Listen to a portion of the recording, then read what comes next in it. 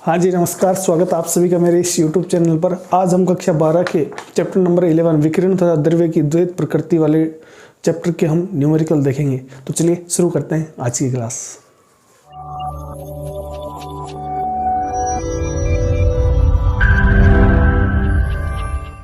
हाँ जी, देखिए पहला क्वेश्चन जो आपकी स्क्रीन पे दिख रहा होगा। क्वेश्चन कह रहा है कि 100 वोल्ट के विभवांतर द्वारा त्वरित किसी इलेक्ट्रॉन से संबंधित दी ब्रोगली तरंग दैर्ध्य का परिकलन कीजिए। यानी इलेक्ट्रॉन से जुड़ी हुई तरंग का तरंग दैर्ध्य आपको ज्ञात करना है। और ये क्वेश्चन जब वो एग्जाम में आया हुआ है, तो देखो सबसे पहले न्यूमेरिकल को करने के लिए आप क्या करो, जो दे रखा है वो लिखे हुए। देखो आपको सबसे पहले यहाँ पर विभव का मान दे रखा है 100 वोल्ट।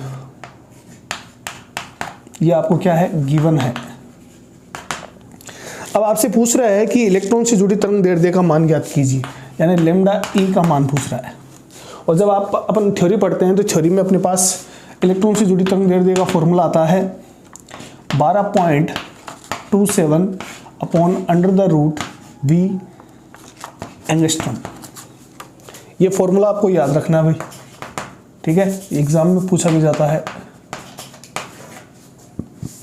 अब देखो इस फॉर्मूले में क्या है, 12.27 angstrom upon under root V, और वी की वैल्यू आपको दे रखी है, कितना दे रखा है, विभव का मान 100 वोल्ट। तो इसमें वैल्यू रख दो, तो लैम्डा ई बराबर आ जाएगा आपके पास 12.27 upon under the root 100 angstrom.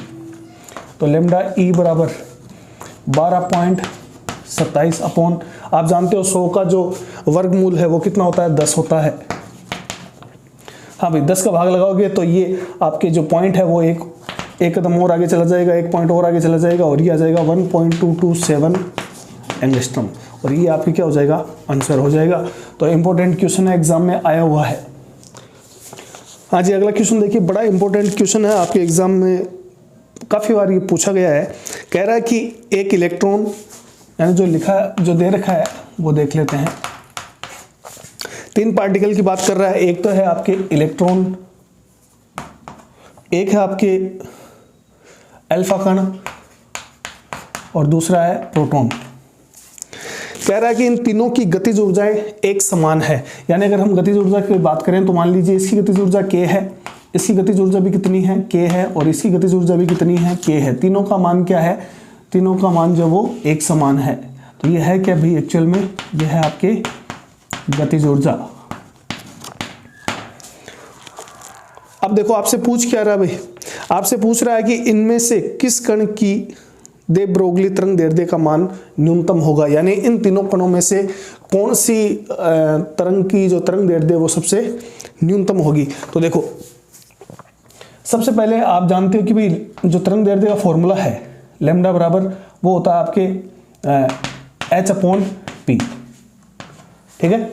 और आप जानते हो p क्या है, संवेग है, तो ये हो जाएगा h अपॉन पी की। अब देखो यहां पर अपने के पास एक ही चीज दे रखी है, वो है गतिज ऊर्जा। यानी अपने को इस फॉर्मूले को इस तरह से कन्वर्ट करना है कि उसमें गतिज ऊर्जा का वैल्यू आ जाए। और अपन ने पढ़ा था भाई 11th क्लास पे कि P जो है वो क्या होता है, P is equal to 2mk। यानी ये तो P जो है ये तो है संवेग,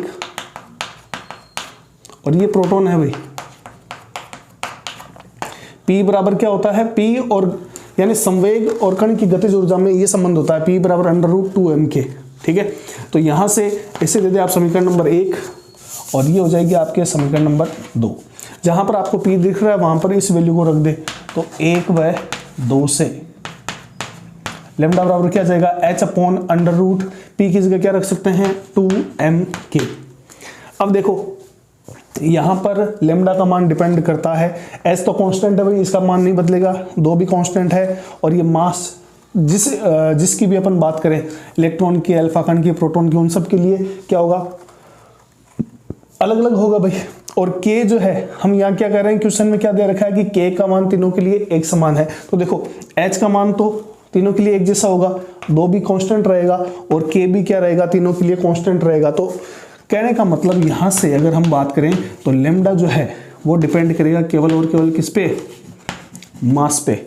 और अपन जानते हैं कि मास जो वो तीनों पार्टिकल का क्या है, अलग अलग। अब देखो मास ऑफ इलेक्ट्रॉन, ये प्रोटॉन के मास का 1836वां गुना भाग होता है, ठीक है ना। यानी इलेक्ट्रॉन का द्रव्यमान जो है वो प्रोटॉन के द्रव्यमान से 1836 गुना भाग कम होगा। और जो मास ऑफ अल्फा पार्टिकल है, अल्फा कण का जो द्रव्यमान होगा वो प्रोटॉन के द्रव्यमान से 4 गुना अधिक होता है। तो अब देखो, और ये किसका है, ये प्रोटॉन का द्रव्यमान है।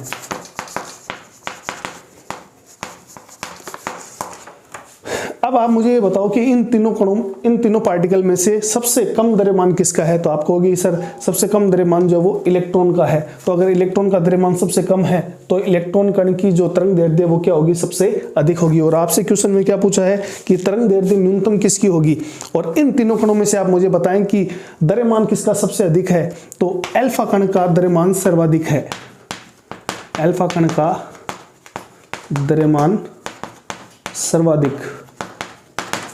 अब देखो यहाँ पर m जो है वो भाग में है, तो अगर अल्फा कण का द्रव्यमान सबसे अधिक है, ये भाग में है, तो इसका मतलब वेवलेंथ क्या आएगी, सबसे कम आएगी। तो यहाँ पर अपन लिख सकते हैं चूंकि अल्फा कण का द्रव्यमान सर्वाधिक है,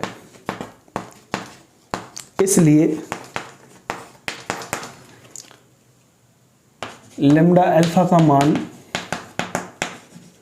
न्यूनतम होगा।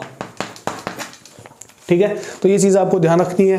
कह रहा है कि 3 पार्टिकल दे रखे हैं, उनकी गतिज ऊर्जाएं एक समान है, तो हम वेवलेंथ का फॉर्मूला लिखेंगे, उस p की जगह हम गतिज ऊर्जा के रूप में लिखेंगे, क्योंकि h, 2 और k तो तीनों कांस्टेंट है तीनों पार्टिकल के लिए।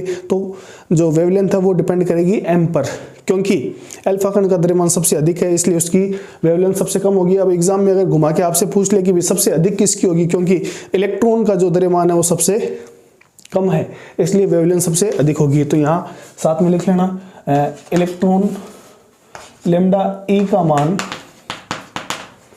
सर्वाधिक होगा। क्यों होगा भाई, क्योंकि इलेक्ट्रॉन का द्रव्यमान जो वो सबसे कम है। तो बड़ा ही इंपॉर्टेंट आपके न्यूमेरिकल है और इसको ध्यान से कर लेना। ये रिलेशन आपको याद रखना भाई। देखो P बराबर √2m के, ये आया कैसे, क्योंकि अपन जानते हैं गतिज ऊर्जा का फॉर्मूला क्या होता है, K बराबर 1/2 mv²। ठीक है, इस फॉर्मूले को हमें गतिज ऊर्जा में संवेग के साथ बदलने के लिए क्या करेंगे, इस फॉर्मूले को m/m से गुणा कर दो। ठीक है भाई, समान राशियों से m/m से गुणा किया तो कोई फर्क पड़ेगा नहीं। अब क्या करो, K बराबर इस m को आगे गुणा कर दोगे तो बन जाएगा 1/2 m नीचे वाला, और ये हो जाएगा mv का होल स्क्वायर। और आप जानते हो m गुणा v क्या होता है, संवेग होता है, इसलिए यहाँ से आ जाएगा आपके पास K बराबर p²/2। तो इस तरह से ये रिजल्ट जो वो आता है।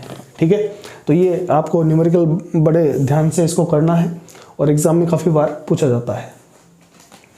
हाँ जी, अगला क्वेश्चन देखो, एक कण इलेक्ट्रॉन की अपेक्षा, तो जो आपको डेरिवेशन में दे रखा है उसके हिसाब से आप चलते जाएं, आपके पास रिजल्ट आ जाएगा। एक कण इलेक्ट्रॉन की अपेक्षा 3 गुना अधिक चाल से गति कर रहा है। तो मान लो उस कण की चाल जो वो अपन मान लेते हैं v।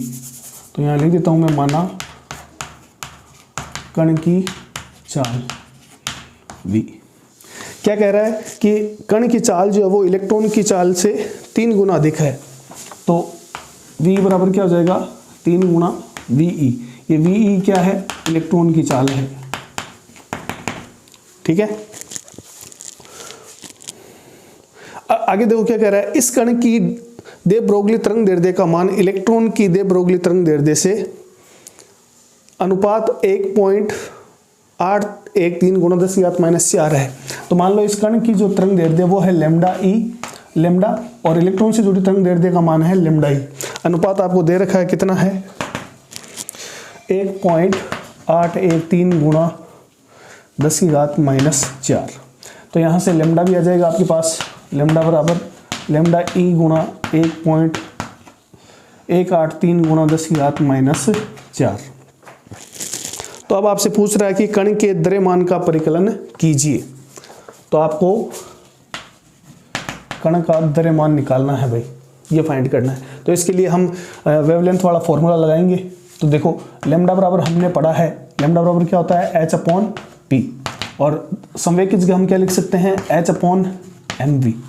ठीक है, अब आपको निकालना क्या है, आपको निकालना द्रव्यमान, तो इसलिए द्रव्यमान को उधर ले जाएंगे तो क्या आ जाएगा, m बराबर लेमडा, m बराबर h अपॉन लेमडा गुणा v।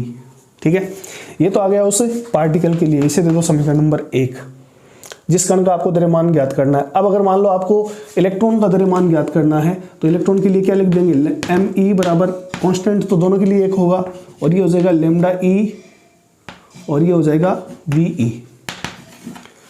ठीक है, अब आप क्या करो, इस समीकरण 1 में 2 का भाग लगा दो। भैया मैंने इलेक्ट्रॉन के लिए क्यों लिखा है, क्योंकि आपको यहाँ पर वेग इलेक्ट्रॉन के पदों में और यहाँ जो वेवलेंथ है वो भी इलेक्ट्रॉन के पदों में ही दे रहा है। ठीक है, इसलिए अपन तुलना करके इसका आंसर निकालेंगे।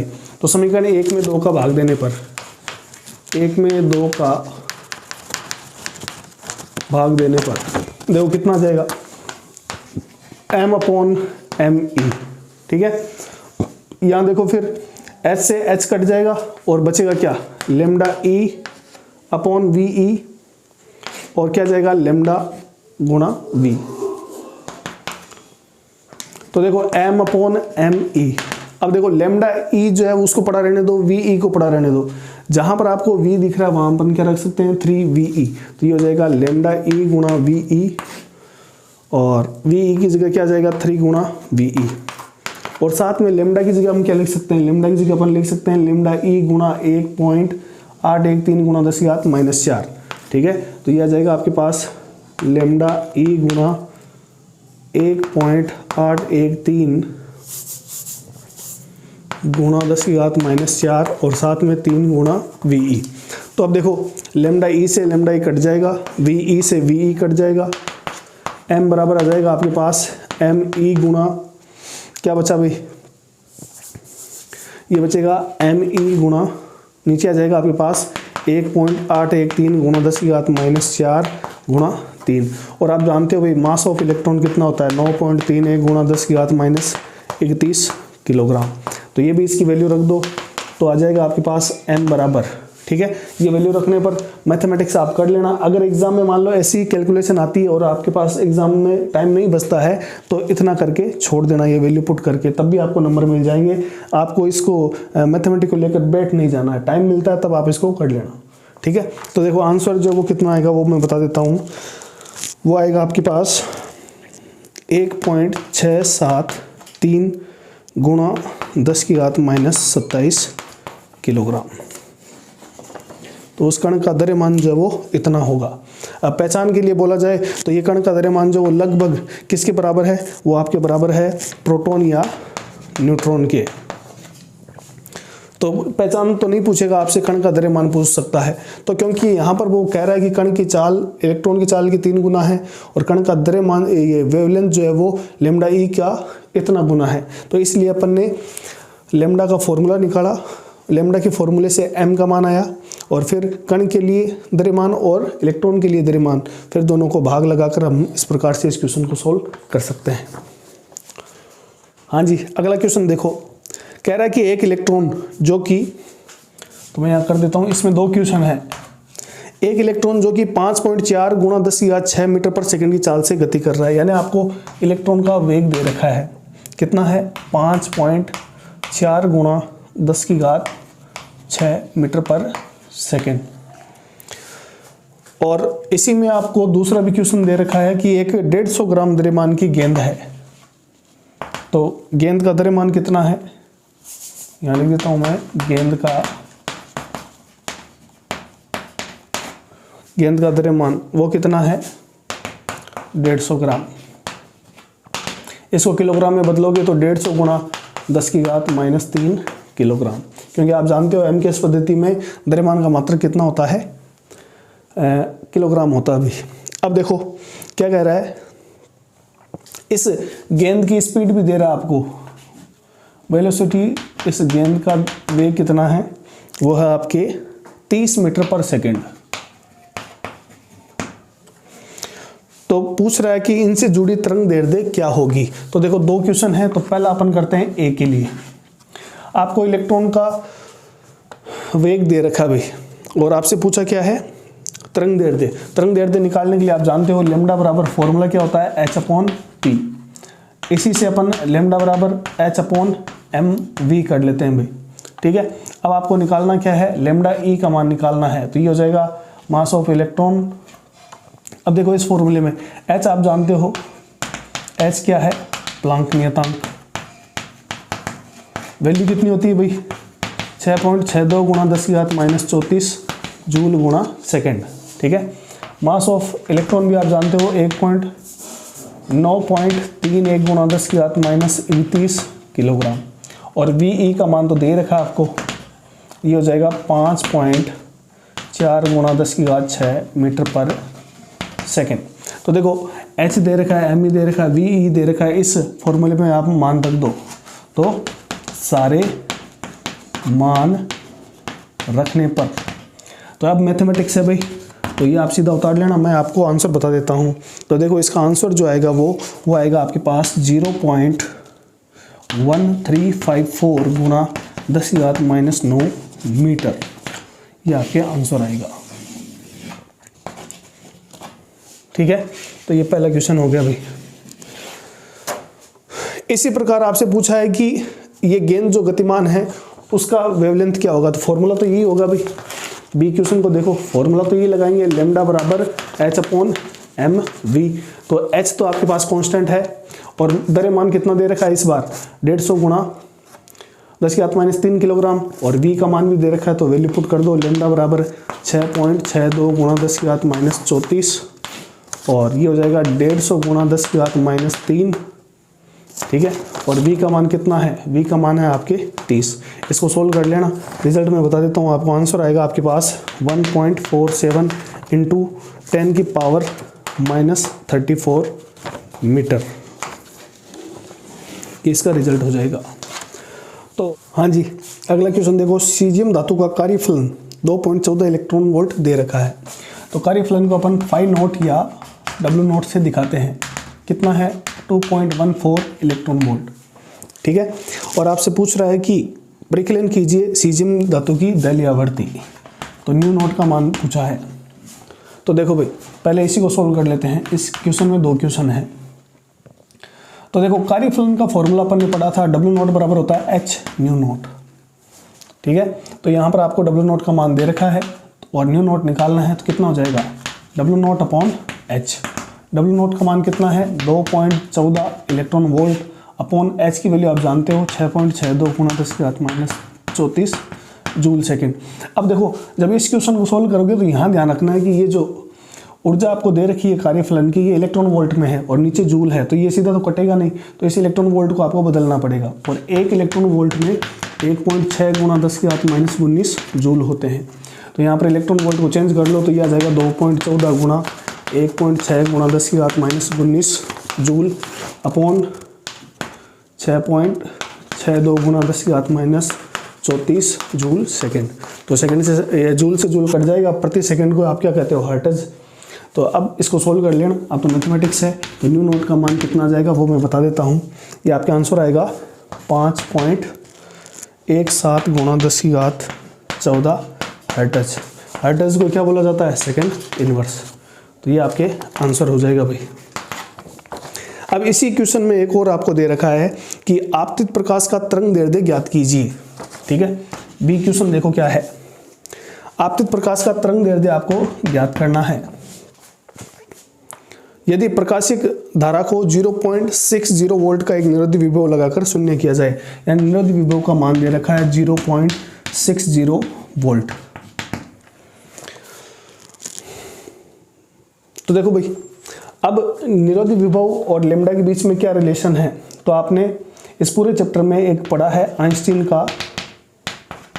का प्रकाश विद्युत समीकरण। प्रकाश विद्युत समीकरण क्या कहता है कि एक फोटोन की ऊर्जा वो कहाँ खर्च होती है, एक तो कार्यफलन के रूप में और इलेक्ट्रॉन की गतिज ऊर्जा के रूप में, और इलेक्ट्रॉन की गतिज ऊर्जा को हम लिखते हैं EB नॉट, ठीक है। और आप जानते हो न्यू बराबर क्या होता है भाई, आवर्ती को हम किससे लिख सकते हैं c/λ। c क्या है प्रकाश का वेग और लैम्डा क्या है आपतित प्रकाश की तरंग दैर्ध्य। तो जहाँ पर न्यू है वहाँ पर आप क्या लिख दो c/λ। तो देखो आ जाएगा hc/λ बराबर W0 प्लस EV नॉट। अब आपको क्या निकालना है, लेमडा निकालना है। तो इस लेमडा को इधर ले आते हैं, तो ये हो जाएगा आपके पास लेमडा बराबर hc/W0 प्लस EV0। इस फॉर्मूले में देखो भाई सब का मान है आपके पास, h का मान प्लांक नियतांक 6.62 गुणा 10⁻³ जूल सेकंड, c प्रकाश का वेग 3 गुणा 10⁸ मीटर पर सेकंड, W0 का मान अभी अपन ने दे रखा है यहाँ पर 2.14 इलेक्ट्रॉन वोल्ट, साथ में 1.6 गुणा 10⁻19 जूल से गुणा कर देना। E का मान आप जानते हो 1.6 गुणा 10⁻19 कूलाम, और V0 आपको दे रखा है। तो इस फॉर्मूले में सारे मान रखने पर तो कैलकुलेशन बड़ी है, मैं सीधा आंसर लिख देता हूँ भाई। यहाँ लिख देते हैं अपन लेमडा बराबर, आपके पास देखो आंसर कितना आएगा, आंसर आएगा आपके पास 4.530 गुणा 10⁻⁷ मीटर। तो अगर आपसे निरवधि विभव का मान दिया जाए और लेमडा पूछ रहा है तो आइंस्टीन का प्रकाश विद्युत समीकरण लगाकर आप इसे आसानी से सोल्व कर सकते हैं। हाँ जी, आज की क्लास का अंतिम क्वेश्चन देखिए। 6 गुणा 10⁻14 हर्ट्ज आवृत्ति का एक वर्णीय प्रकाश किसी लेजर के द्वारा उत्पन्न किया जाता है। उत्सर्जन क्षमता दे रखी है 2 गुणा 10⁻³ वाट। अब आपसे पूछा है कि प्रकाश किरण पुंज में किसी फोटोन की ऊर्जा कितनी है और स्रोत के द्वारा औसत तौर पर या प्रति सेकंड कितने फोटोन उत्सर्जित होते हैं। दो चीज़ें पूछी आपसे, तो सबसे पहले जो दे रखा है वो लिख लेते हैं गिवन। देखो आवृत्ति का मान दे रखा है आपको 6 गुणा 10⁻14 हर्ट्ज, और उत्सर्जन क्षमता और कुछ नहीं है, पावर है भाई, ठीक है ना। तो 2 गुणा 10⁻³ वाट दे रखा आपको।